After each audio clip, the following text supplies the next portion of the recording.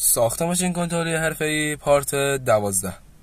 از اونجایی که توی پارت قبلی لایمکاری و نصب قطعات گیرنده رو انجام دادم، اومدم که توی این پارت لایمکاری و نصب قطعات فرستنده هم انجام بدم که فقط بمونه آپلود کردن برنامه‌های گیرنده و فرستنده.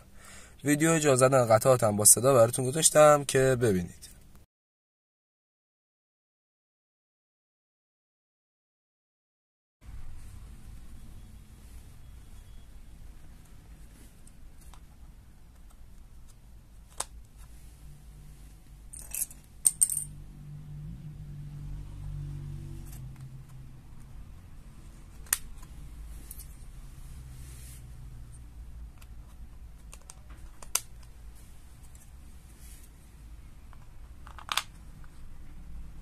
همونطور که دیدید تمام قطعات خیلی خوب جا خورد و هیچ ایرادی توش نیست و بقیه لوازم هم گذاشتم برای پارت بعد.